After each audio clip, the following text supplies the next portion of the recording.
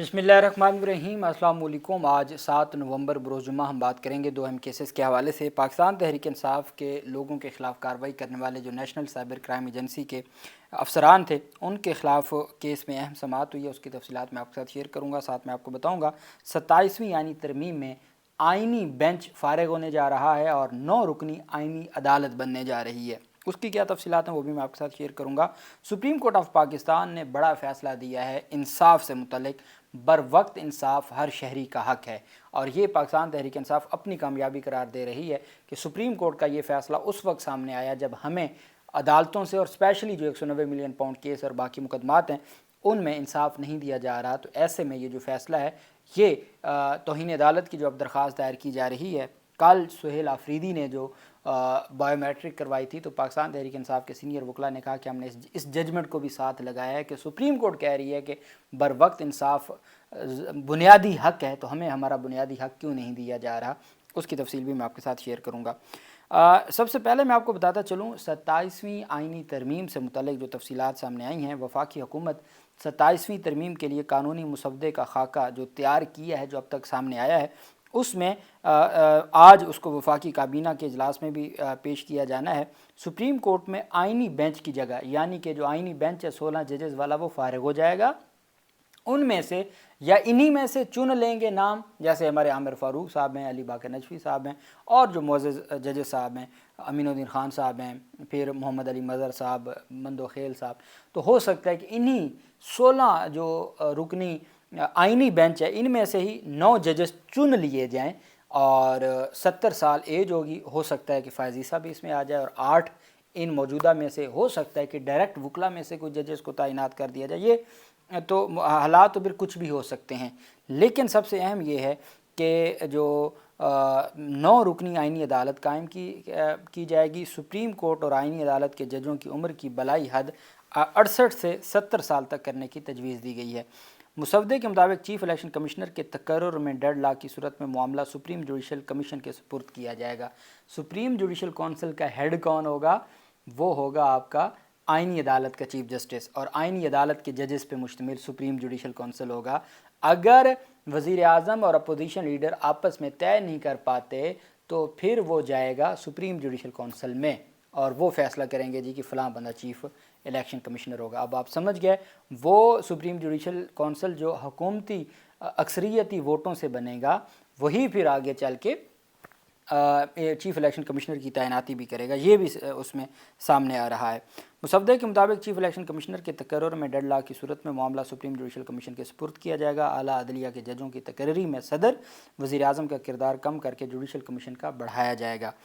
आला अदलिया की जो जजों में की तकर्री में जो है वो जुडिशल कमीशन का क्यों बढ़ाया जाएगा? क्योंकि उसमें ख़ुद हुकूमत बैठी है, तो सदर और वज़ीर आज़म ही तो हुकूमत है। पीपल्स पार्टी बल्दियाती इदारों को आइनी तौर पर मज़ीद बाख्तियार बनाने पर तैयार नहीं है। वो जो MQM है वो कहती है जी कि बल्दियाती इदारों को बाख्तियार बनाया जाए। तो इस पर एक डेडलॉक है। बल्दियाती इदारों को मज़ीद इख्तियारात देने के हवाले से तजवीज़ पर मज़ीद मुशावरत का इम्कान है। इसको पेंडिंग करने के ऊपर बातचीत जारी है। आर्टिकल 243 में तरमीम के ज़रिए फ़ील्ड मार्शल के ओहदे को आइनी तहफ़्फ़ुज़ दिया जाएगा। फ़ील्ड मार्शल को आइनी इख्तियारात भी दिए जाएंगे। मुजव्ज़ा आइनी तरमीम के तहत फ़ील्ड मार्शल का टाइटल ताहयात रहेगा।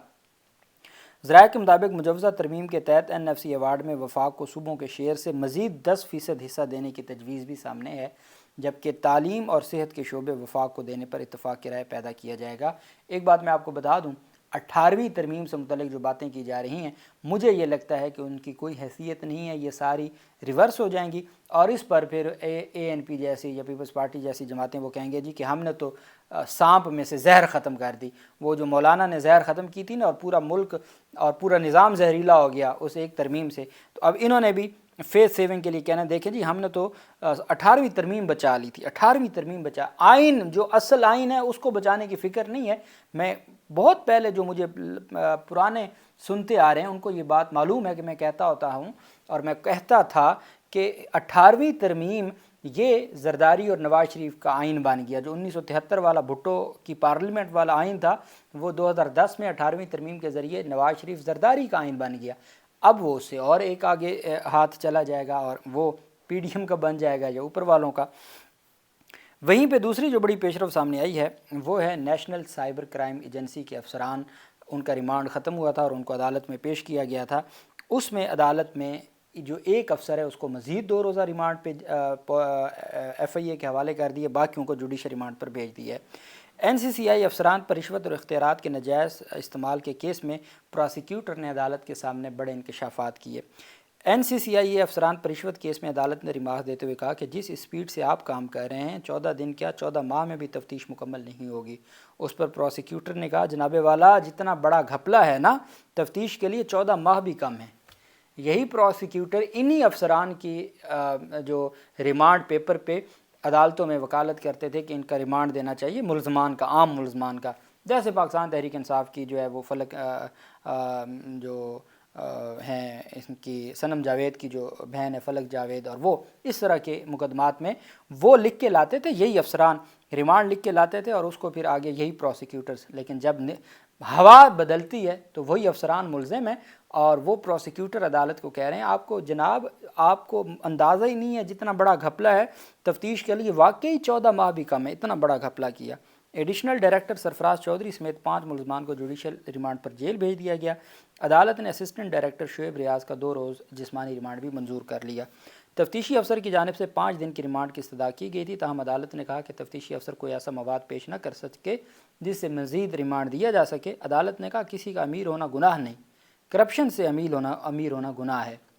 جوڈیشل مجسٹریٹ نعیم وٹو نے کیس کی سماعت کی اور ڈکی کی اہلیہ بھی عدالت میں پیش ہوئیں جو اس میں مدعی بھی ہیں، اور عدالت نے ایک افسر کا 2 دن کا مزید ریمانڈ دے دیا، باقی 5 افسران کو انہوں نے بھیج دیا جوڈیشل ریمانڈ پہ، اور یہ 7 افسران اپنا استعفے بھی بھیج چکے ہیں وزارت داخلہ کو۔ سپریم کورٹ آف پاکستان کی یہ بڑی تاریخی ججمنٹ سامنے آئی ہے۔ سپریم کورٹ آف پاکستان نے بروقت انصاف کو ہر شہری کا بنیادی حق قرار دے دیا ہے۔ سپریم کورٹ آف پاکستان کا یہ سول مقدمات سے متعلق بیسیکلی تھا، لیکن اس میں جو عدالت کی جانب سے فیصلہ آیا، سپریم کورٹ نے سول مقدمات میں مسلسل تاخیر اور بار بار ملتوی کیے جانے کے رجحان پر افسوس کا اظہار کرتے ہوئے کہا کہ بروقت انصاف ہر شہری کا بنیادی حق ہے اور غیر ضروری تاخیر عدالتی نظام کی صحت کو متاثر کرتی ہے۔ سپریم کورٹ نے سول مقدمات میں مسلسل تاخیر اور بار بار ملتوی کیے جانے کے رویے پر افسوس کا اظہار کرتے ہوئے کہا کہ یہ رویے نہ صرف مقدمات کے بوجھ میں اضافہ کرتے ہیں بلکہ عدلیہ کی کارکردگی اور ساکھ کو بھی نقصان پہنچاتے ہیں۔ پشاور ہائی کورٹ سے آئے ہوئے جج جسٹس شکیل احمد انہوں نے لاہور ہائی کورٹ کے 21 مئی کے فیصلے کو برقرار رکھتے ہوئے کہا کہ سول تنازعات کا بروقت حل صرف فریقین کا قانونی حق نہیں بلکہ یہ ایک مؤثر عدالتی عمل کی لازمی خصوصیت ہے۔ 11 صفحات کے فیصلے میں کہا کہ تحقیق کے مطابق مقدمات کو بار بار اور بلا وجہ ملتوی کرنا تاخیر کی سب سے بڑی وجہ ہے۔ پاکستان تحریک انصاف کے وکلاء یہ کہہ رہے ہیں نا کہ 25 جنوری کو ہم نے اپیل دائر کی 190 ملین پاؤنڈ کیس میں عمران خان کی سزا معطلی اور اپیلیں۔ وہ کہتے ہیں کہ آج 7 نومبر ہو چکی ہے، آج تک 8 دفعہ وہ کیس سماعت کے لیے مقرر ہوا، 2 ہی کام ہوئے، یا پروسیکیوشن یعنی نیب نے تیاری کی مہلت مانگی یا کوئی اسپیشل پروسیکیوٹر کی تقرری کی یا کاز لسٹ منسوخ ہوگی یا بینچ نہیں تھا۔ وہ کہتے ہیں کہ یہ جو بار بار بغیر کسی وجہ کے تاخیر اور تاخیری حربے ڈیلینگ ٹیکٹس ہیں اس کے بارے میں سپریم کورٹ لکھ رہی ہے کہ یہ جو ڈیلینگ ٹیکٹس ہیں اور اس سے انصاف کو تاخیر کرنا یہ بنیادی انسانی حقوق کی خلاف ورزی ہے، اس شہری کے بنیادی حقوق کی خلاف ورزی ہے۔ عدالت نے کہا مقدمات کو بار بار اور بلا وجہ ملتوی کرنا تاخیر کی سب سے بڑی وجہ ہے جس سے فریقین کو مالی اور ذہنی نقصان ہوتا ہے، عوام کا عدلیہ پر اعتماد کم ہوتا ہے اور بروقت انصاف کا حق متاثر ہوتا ہے۔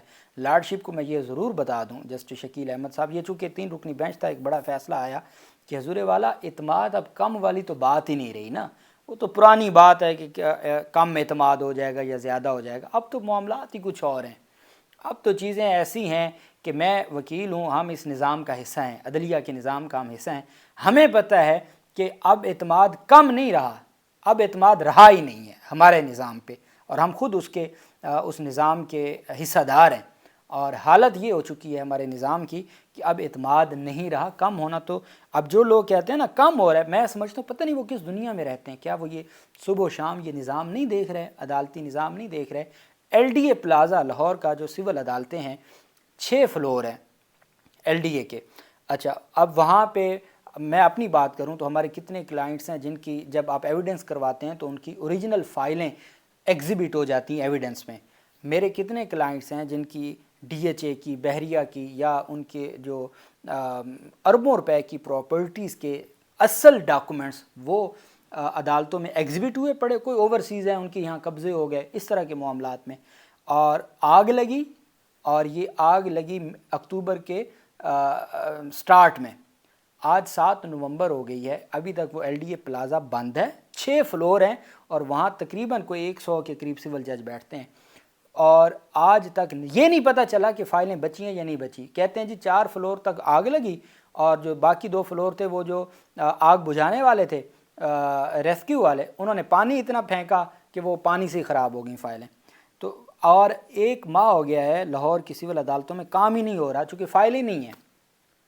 اور کچھ ایک حصہ ہے مسجد بلاک میں جہاں پہ ججز کام کر رہے ہیں، چند ایک جج، باقی تو بھئی فائلیں ہی نہیں ہیں، اور تاریخیں لمبی تاریخیں پڑ رہی ہیں.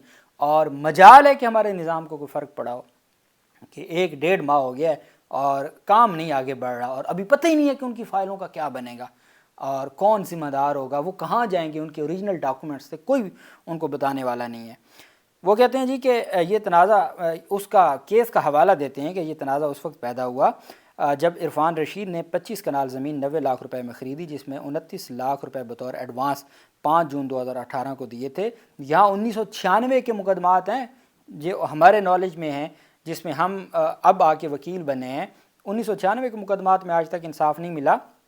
یہ 2018 کے کیس میں عدالت کہہ رہی ہے کہ انصاف جلدی ملنا چاہیے.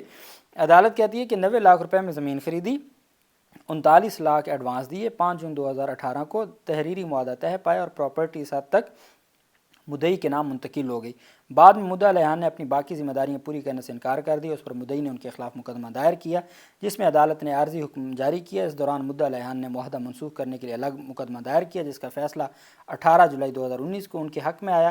مدعی نے سول کارروائی کے ضابطہ 1908 سی سی پی کے سیکشن 12(2) کے تحت حکم اور فیصلہ کالعدم قرار دینے کی درخواست دائر کی، جس میں دھوکہ دہی اور غلط بیانی کا دعویٰ کیا اور کہا کہ یہ حکم دیگر مدعا علیحان کے ساتھ سازش کے تحت حاصل کیا گیا.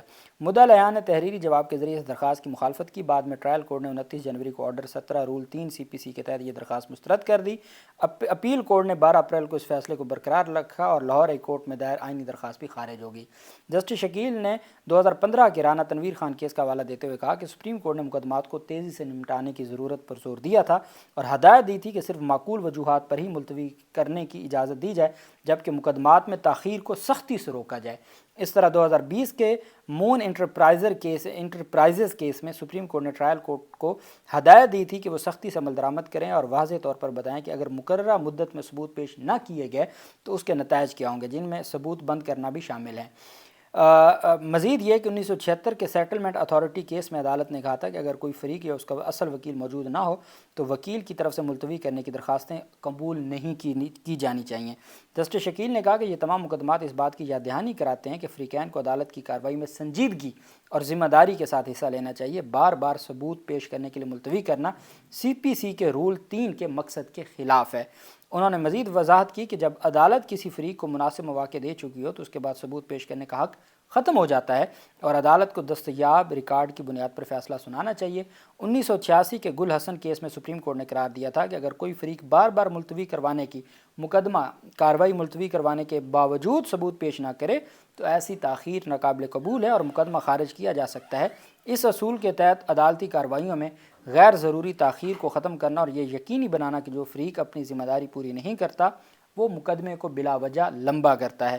جسٹس شکیل نے زور دیا کہ ہر فریق کو اپنا مقدمہ پیش کرنے کا معقول موقع ملنا چاہیے، لیکن یہ حق لامتناہی ملتوی کرنے یا بار بار رعایت لینے کی اجازت کے طور پر نہیں لیا جا سکتا. یہ آنریبل عدالت کی ججمنٹ سامنے آئی ہے جس میں یہ کہا گیا ہے کہ جو انصاف دینا نہیں، بر وقت انصاف دینا بنیادی انسانی حق ہے، فنڈامنٹل رائٹ ڈکلیئر کیا ہے سپریم کورٹ آف پاکستان نے. اللہ پاک پاکستان کا حامی و ناصر ہو. بہت شکریہ. اللہ حافظ. پاکستان زندہ باد.